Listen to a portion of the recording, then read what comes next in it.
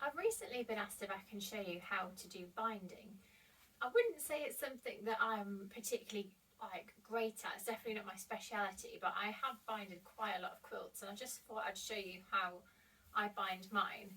So I have recently made this quilt with some fabulous Gruffalo fabric, and I've been umming and ahhing with what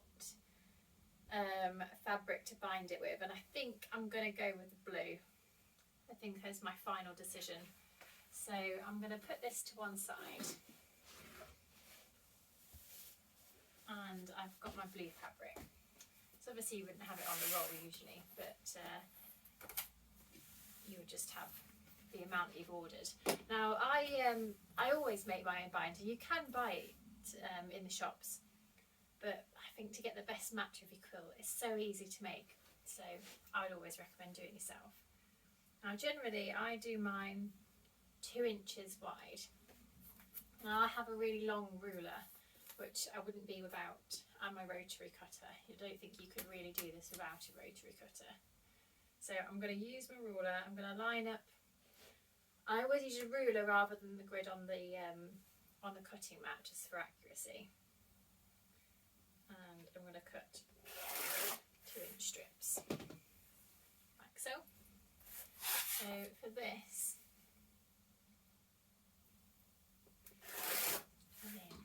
should measure really, but you can see how wide it is when you open it up. We're gonna need 4. You could work out the exact amount that you need, but it's just as easy to do a full length strip and have a little bit left over.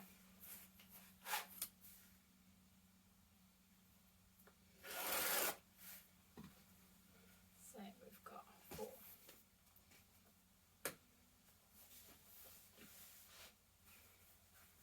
Okay, so the next thing I'm going to do is I'm going to take it over to the sewing machine, and I'm going to show you how I join all of these strips together. So the next thing I'm going to do is I'm going to join them up. So you need 2 ends of your binding.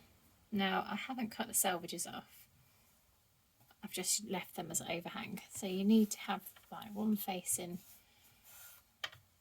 sort of a 90-degree angle, if that makes sense. So you've got one this way and one this way, and we're going to join them diagonally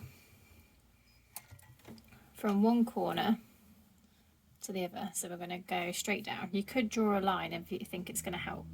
I don't know if you can see here, I put this tape down on my sewing machine as it helps. It's the sewing guide, so it's just a bit of washi tape, but I found it really helpful.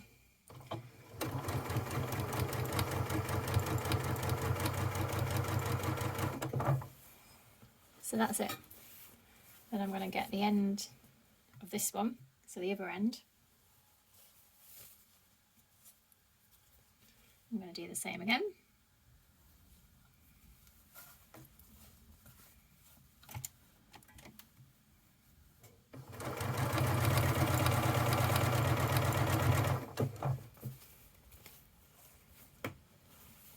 And then the last one.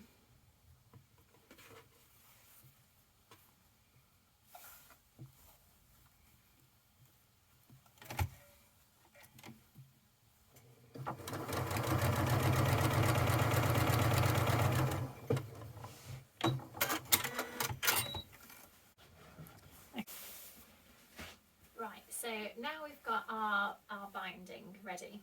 I will say with binding, when I'm doing quilts, I never do it on the bias. There's no need if you're just doing straight lines. So the bias binding would be where you cut the fabric diagonally, and that gives it a bit more stretch, which is what you would need if you're dressmaking or you're doing anything that's going around curves. But for quilts, to save fabric and ease, and it doesn't really make any difference, so I just do it straight width of the fabric. So we've got our quilt and we've got our binding.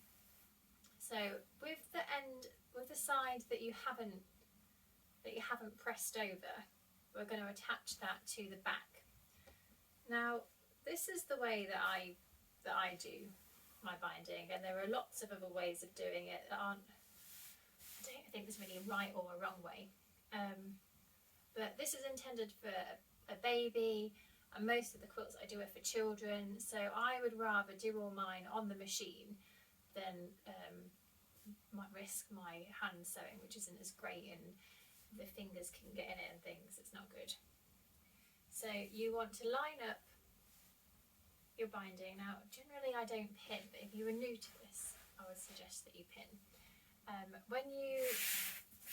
When you start, you need to leave a tail, so I would start, say, about here, and sew with your 1/4 inch seam. When you get to the corner, you need to fold it back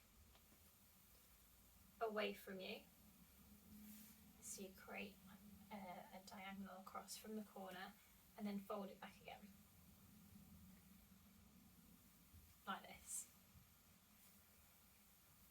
So you'll sew right until you get to where, once you've done this, you'll see fold a crease over.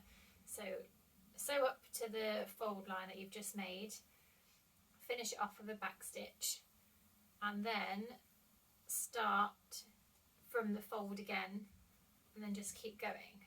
So you'll have this extra piece in the corner, and I'll show you what to do with that when we flip it round. So we'll head over to the sewing machine now. Okay.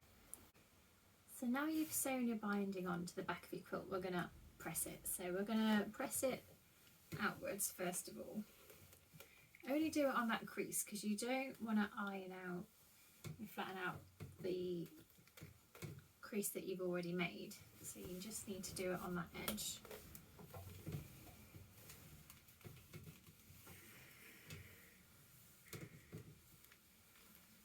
Do that all the way around, and then we're going to flip it over.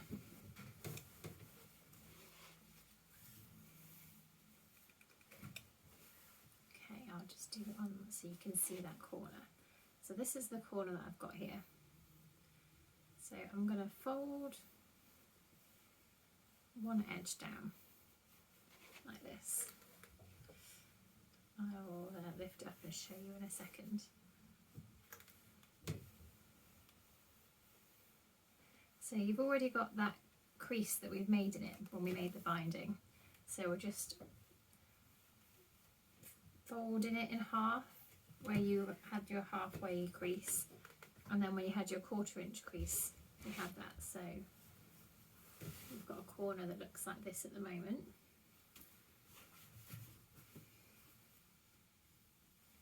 And then we're going to fold that other corner over to meet it.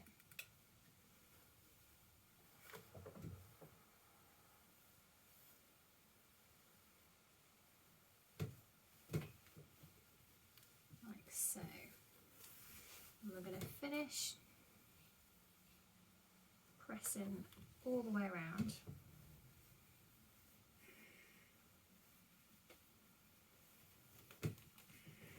I'm going to do that again to show you.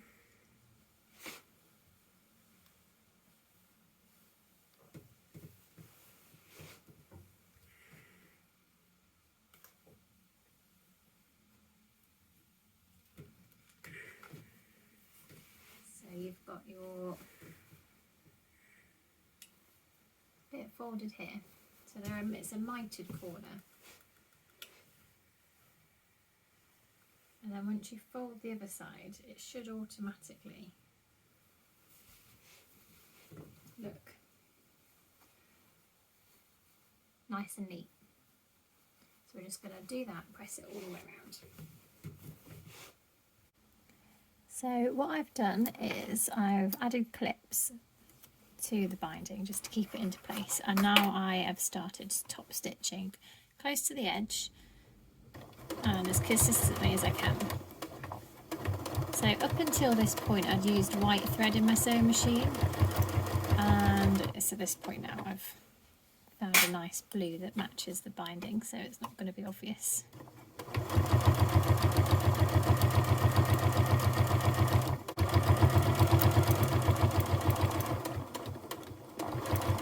So when you get to that corner, the needle down give it a spin and then keep going.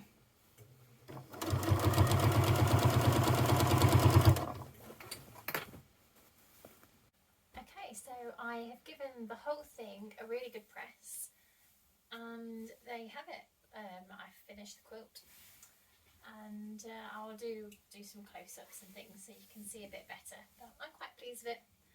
The fabric, so obviously it's the Gruffalo, and I have done a written tutorial on how to do the actual pattern.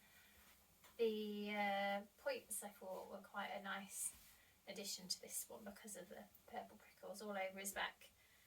And I've got the fabric for sale on the shop as well, so if you did want to give it a go or something similar, you can get all of the fabrics and the wadding and everything that you need over on the Fabric Squirrel. So thank you for watching.